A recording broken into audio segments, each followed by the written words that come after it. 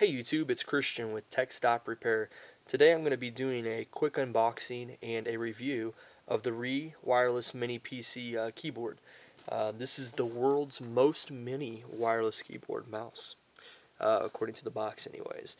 I had been looking around for a small keyboard for our HTPC, something that combined a keyboard with a trackpad or a trackball or whatever, and this one kept coming up in the searches and saw a lot of good ratings.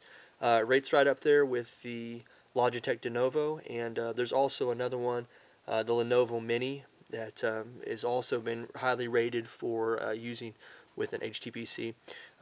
This one is compatible with Windows 2000, XP, Vista, and Windows 7, and it's also compatible with Linux. Some of the reviews I've seen actually show that it's compatible with Mac, which I don't see why it wouldn't be. But let's go ahead and pop this open and take a look. It's 2.4 gigahertz, so it has a range of up to 30 feet. Or actually, no, here on the it says transceiver up to 30 meters or 100 feet. So it's actually better than I thought. I don't need that much. But, as you can see, it's very, very small. It's a lot smaller than I was thinking, actually. Thought it'd be about the entire size of the box. It's got actually a really nice, high-quality feel to it. One cool thing, it's got a laser pointer. I don't know what you'd use it for. I guess if you were doing presentations for work and stuff like that, it would be really helpful to have. It's actually, I'm really surprised. It's got a much higher quality feel than what I thought it would. It does not feel real cheap at all. It's got a nice slim design. The keys feel really nice. I have to say that it's going to be relatively easy to type with. Just as easy. Right now I've just got a wireless keyboard and mouse, so it's going to be a lot easier than sitting a full-size keyboard on my lap.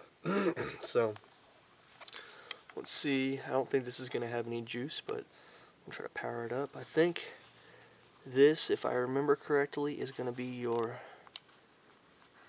USB dongle, your wireless dongle. If I can get it out of there. Yeah. Yep, that's it.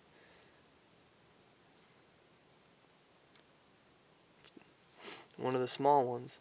That's nice. Nice low profile. But that stores away nice and easily in your keyboard there. Let's see if it'll turn on, if it's got any battery. Yeah, it's got a little bit of battery juice. One of the cool things about this one is that the keypad illuminates. And let me see if I can get that to work. So hang tight just a second, and I'll be right back.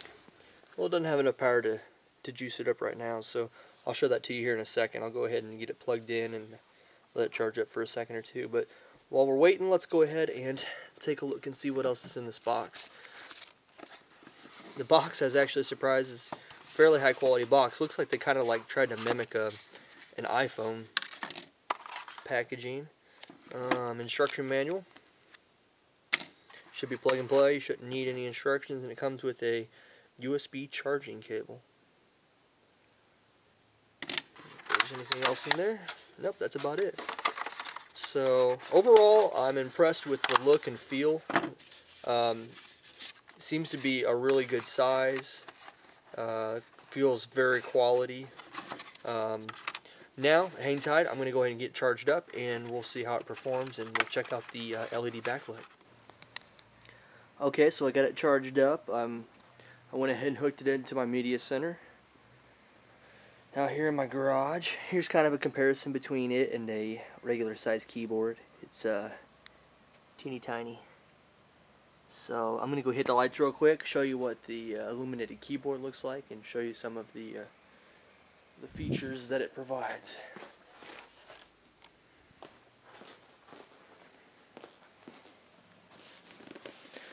Alright, so let's get this turned on. There's the illuminated keyboard right there. Looks pretty good, really. Got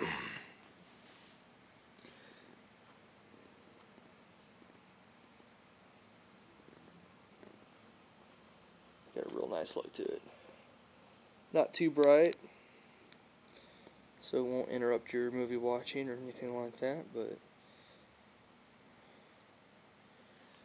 so let me go ahead and try to use it. I'm gonna set up my tripod here so you can see it.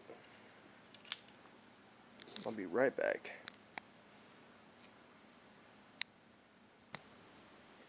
Okay, so I plugged it in, and the computer obviously recognized it right away. Right now I'm typing in my password. No problems whatsoever. Hit enter. So far so good. Back out a little bit here so you can see everything. Okay, and there's the, I don't know if you can see it or not. There's the mouse working down there. It's actually relatively responsive. You know, you'd think with such a small pad you'd have to work at it a lot to get it where you need it to be, but actually it's incredibly responsive. You can go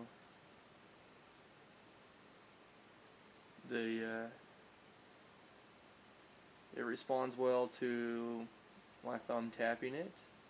Doesn't seem to be any lag at all.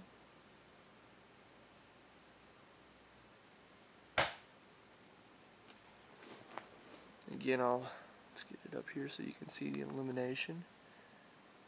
Lights up nice. We can't really see my finger all that well, but let's go to Media Center. See how well it works with the remote. I haven't used Media Center since I reinstalled Windows on here, so I may have to go through the setup real quick.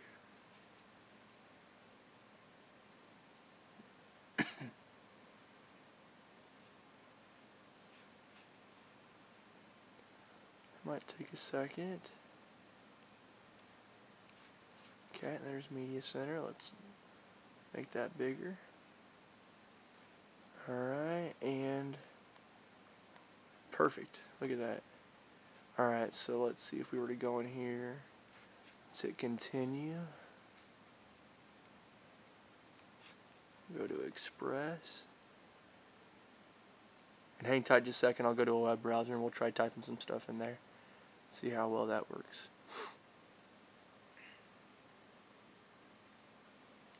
Okay, cool. And so with the little pad here, right below the touchpad there's a little arrow button, indicator button. You can use that.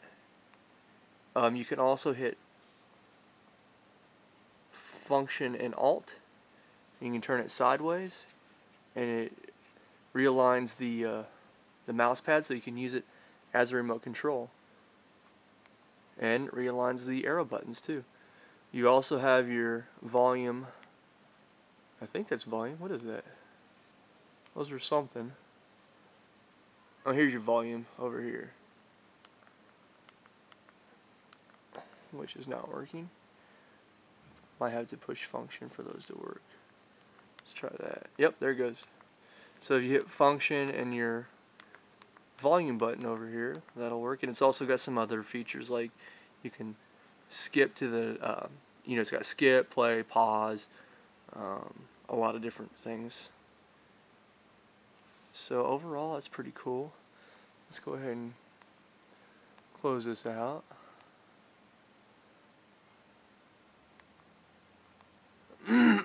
Excuse me.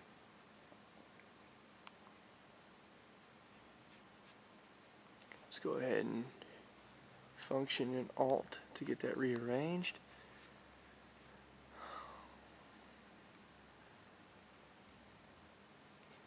I'm really surprised that it's so responsive. Everything seems to work really well. Let's close that out. Alright, let's go down to a web browser and type some stuff in there. See how well it types.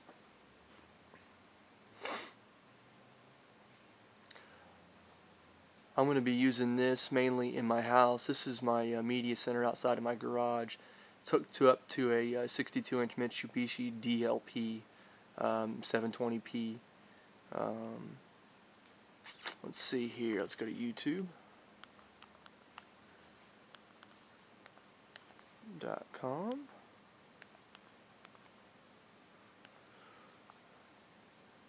QWERTY keyboard is very nice. Very easy to type. We'll go to let's see. Let's look for my YouTube page.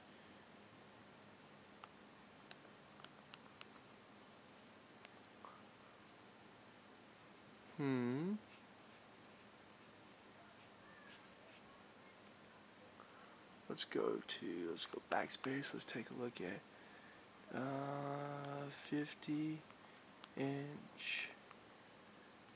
Phillips.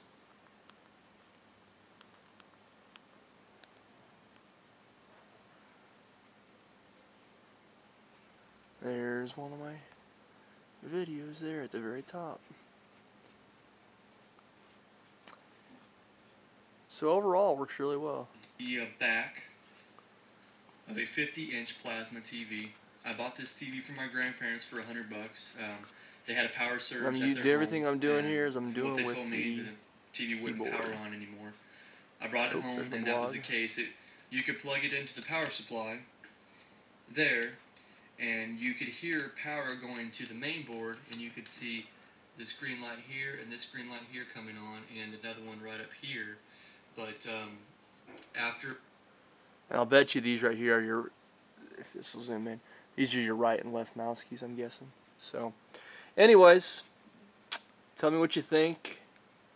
I know this video went a little long, but this is the first time I'm using it too, so it's really cool. Let me know if you guys have it, if you got any little tricks to using it. Don't forget to rate, comment, and subscribe. Thanks for watching, guys.